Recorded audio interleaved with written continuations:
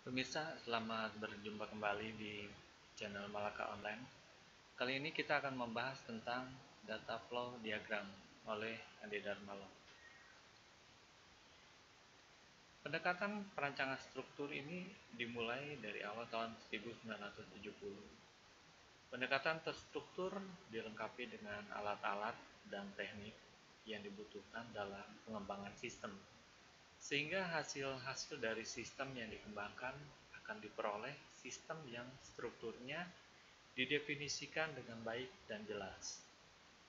Melalui pendekatan terstruktur, permasalahan yang kompleks di organisasi dapat dipecahkan dan hasil dari sistem akan mudah untuk dipelihara. Fleksibel, lebih memuaskan pemakainya, mempunyai dokumentasi yang baik, tepat waktu, sesuai dengan anggaran biaya pengembangan, dapat meningkatkan produktivitas, kualitas yang lebih baik. Konsep perancangan terstruktur. Pengertian dari konsep perancangan terstruktur atau structure analysis design yaitu suatu metode pendekatan secara berurutan atau aktivitas mentransformasikan suatu hasil analisis ke dalam suatu perencanaan untuk dapat diimplementasikan. Data flow diagram ini merupakan alat perencanaan sistem yang berorientasi pada alur data dengan konsep dekomposisi. Dapat digunakan untuk penggambaran analisa maupun perancangan sistem yang mudah dikomunikasikan oleh profesional sistem kepada pemakai maupun pembuat program. DFD ini sering disebut juga dengan nama bubble chart, bubble diagram, model proses, diagram alur kerja, atau model fungsi. Berikut ini adalah komponen data flow diagram. Ada dua macam komponen data flow diagram. Yang pertama adalah Jane and Serson. Ini gambarnya seperti ini. Yang kedua adalah Jordan DeMarco. Ini adalah gambarnya. Berikutnya kita bahas satu persatu tentang komponen data flow diagram. Yang pertama adalah komponen terminator atau entitas luar. Entitas ini mewakili entitas eksternal yang berkomunikasi dengan sistem yang sedang dikembangkan, dikenal dengan nama entitas luar atau external entity. Ada dua jenis, yaitu terminator sumber, yang kedua terminator tujuan. Terminator sumber ini merupakan terminator yang menjadi sumber, sedangkan terminator tujuan merupakan terminator yang menjadi tujuan data atau informasi sistem. Nah, ini gambarnya ya. Ini bagian penjualan. Dia keluar datanya, ada lagi entitas menjadi masukan, ada juga entitas atau terminator sebagai tujuan, juga sebagai sumber. Terminator dapat berupa orang, organisasi, departemen, dalam organisasi tentunya ya, atau perusahaan yang sama, tapi di luar dari kendali sistem yang sedang dibuat modelnya.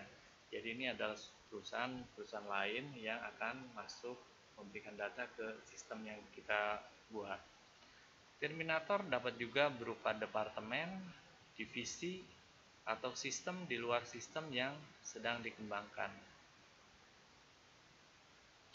Komponen terminator diberi nama sesuai dengan bagian yang berkomunikasi dengan sistem yang dibuat, modelnya yang kita buat ya. Biasanya menggunakan kata benda.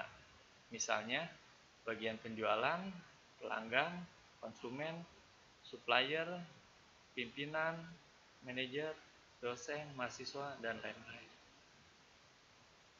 3 hal penting yang harus diingat tentang terminator. Yang pertama adalah terminator merupakan bagian atau lingkungan luar dari sistem. Alur data yang menghubungkan terminator dengan berbagai proses di sistem. Menunjukkan hubungan sistem dengan dunia luar. Yang kedua, profesional sistem tidak dapat mengubah isi atau cara kerja organisasi atau prosedur yang berkaitan dengan terminator. 3. Hubungan yang ada antar terminator yang satu dengan yang lainnya tidak digambarkan pada DFD. Selanjutnya, komponen berikutnya adalah komponen proses. Komponen proses ini menggambarkan bagian dari sistem yang mentransformasikan input menjadi output. Prosesnya diberi nama untuk menjelaskan proses atau kegiatan apa yang sedang atau akan dilaksanakan. Pemberian nama pada proses ini dilakukan dengan menggunakan kata kerja transitif, yaitu kata kerja yang membutuhkan objek, seperti menghitung gaji, ya kan? Gajinya objek nih, mencetak KRS, menghitung jumlah SKS, mengirim barang, dan lain-lain. Ada 4 kemungkinan yang dapat terjadi dalam proses berkaitan dengan input dan output. Yang pertama, satu input, satu output. Ini prosesnya ya, satu input, satu output. Ada juga satu input, banyak output. Berikutnya adalah banyak input, satu output. Ada lagi banyak input, banyak output. Ada beberapa hal yang perlu diperhatikan tentang proses. Yang pertama adalah proses harus memiliki input dan output. Yang kedua, proses dapat dihubungkan dengan komponen terminator, data store, atau proses melalui alur data.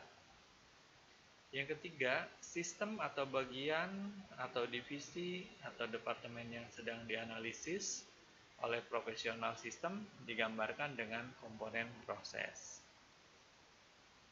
Contoh proses yang salah. Yang pertama adalah ini adalah proses, ini ada terminator. Terminator memiliki alur data ke proses. Di sini juga ada data store memiliki alur data ke proses. Di sini ada proses lain memiliki alur data ke proses. Ini adalah kesalahannya, terminator ini tidak memiliki output. Kalau yang kedua, proses ini memiliki alur data output, yang satu ke proses lagi, yang satu ke entitas atau terminator. Kesalahannya, nomor 2, proses ini tidak memiliki input. Umumnya kesalahan proses di DFD adalah yang pertama yang saya jelaskan tadi, proses mempunyai input tapi tidak menghasilkan output. Yang kedua, proses menghasilkan output tetapi tidak pernah menerima input. Nah, ini adalah kesalahan di dalam proses. Selanjutnya adalah komponen data store. Digunakan untuk membuat model, sekumpulan paket data, dan diberi nama dengan kata benda jamak, misalnya mahasiswa. Data store ini biasanya berkaitan dengan penyimpanan seperti file atau database yang berkaitan dengan penyimpanan secara komputerisasi. Misalnya file disket, file hard disk, file pita magnetik, dan lain-lain. Data store juga berkaitan dengan penyimpanan secara manual, seperti buku alamat, file folder, agenda, dan lain-lain. Satu data store dihubungkan dengan alur data hanya pada komponen proses, tidak dengan komponen DFD yang lainnya. Jadi si data store hanya berhubungan dengan proses. Ada proses output dan proses input. Alur data yang menghubungkan data store dengan satu proses mempunyai pengertian sebagai berikut. Alur data dari data store yang berarti sebagai pembacaan atau pengaksesan satu paket tunggal data. Lebih dari satu paket data, sebagian dari satu paket data, atau lebih dari satu paket data untuk suatu proses. Nah, alur data dari data store ini artinya ada pembacaan atau akses ke satu paket tunggal data nih, ada satu paket tunggal, lebih dari satu paket, ada sebagian dari satu paket tunggal data, atau lebih dari satu paket data untuk satu proses. Alur data ke data store yang berarti sebagai update data. Nah, untuk update data ini seperti menambahkan satu paket data ke data store, satu paket atau lebih, menghapus satu paket atau lebih, atau juga mengubah atau memodifikasi satu paket data atau lebih, ya kan? Jadi di dalam proses ini ada proses menambah, menghapus, mengubah, memodifikasi, ya kan, satu paket atau lebih, hasilnya di-input ke data store. Komponen data flow atau alur data digambarkan dengan anak panah yang menunjukkan arah masuk dan keluar dari satu proses. Alur data digunakan untuk menerangkan perpindahan data atau paket data atau informasi dari satu bagian sistem ke bagian yang lainnya. Jadi alur data ini difungsikan sebagai untuk menerangkan adanya perpindahan data dari satu proses ke satu bagian ke bagian yang lain. Alur data juga dapat merepresentasikan data atau informasi yang tidak berkaitan dengan komputer. Alur data perlu diberi nama sesuai dengan data atau informasi yang dimaksud. Biasanya dilakukan dengan menggunakan kata benda. Contoh, laporan penjualan, persetujuan PO, dan lain-lain. Ini berarti di sini ada alur data laporan penjualan. Ada alur data persetujuan PO. Ada 4 konsep yang perlu diperhatikan dalam penggambaran alur data, yaitu yang pertama adalah konsep paket data atau packet of data. Yang kedua, konsep alur data menyebar, diverging data flow. Konsep alur data mengumpul. Yang nomor 4 adalah konsep sumber atau tujuan alur data. Yang pertama kita bahas, yang pertama adalah konsep paket data. Apabila dua data atau lebih mengalir dari satu sumber yang sama menuju ke tujuan yang sama dan mempunyai hubungan, harus dianggap sebagai satu alur data tunggal.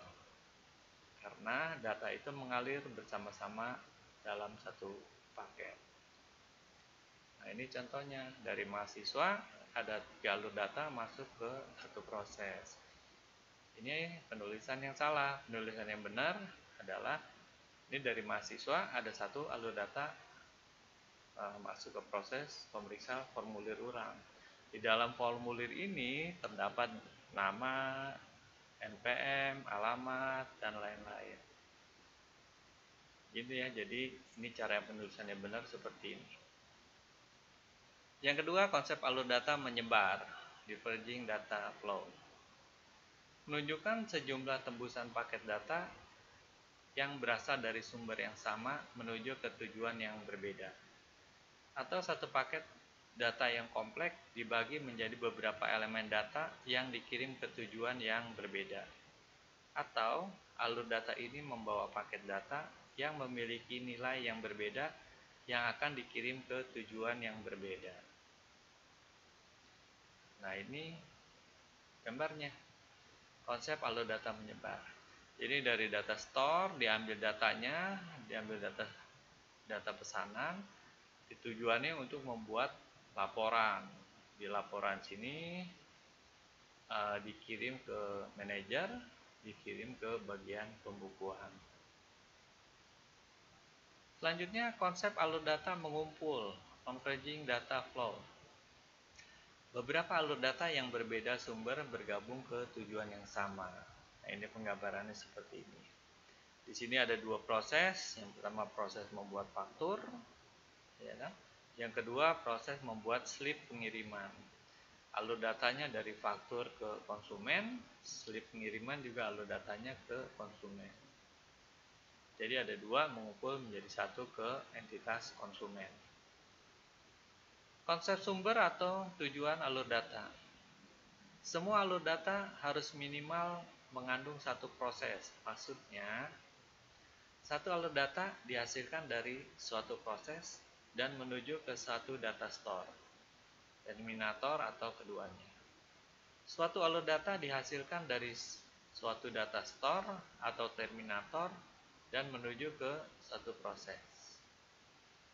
Yang ketiga adalah suatu alur data dihasilkan dari satu proses dan menuju ke satu proses lainnya. Nah, ini konsep sumber atau tujuan alur data. Dari satu entitas, ya kan, alur data ke terminator, satu lagi ke data store. Yang ini terbalik nih, dari terminator ke proses, data store, lalu datanya ke proses. Ada juga dari proses ke proses. Kesalahan umum pembuatan DFD. Ini ada berapa nih? Ada 10 ya yang banyak kesalahan. Yang pertama adalah di dalam sebuah proses ada input tapi tidak ada output. Yang kedua, di dalam proses ada output tapi tidak ada input. Yang ketiga, alur data masuk dan alur data output tidak berhubungan, tidak memiliki hubungan nih ya kan. Apa hubungannya coba? Student nama murid dengan grade tidak sesuai. Yang keempat adalah data store tidak memiliki masukan. Proses tidak memiliki masukan tapi dia punya pengeluaran.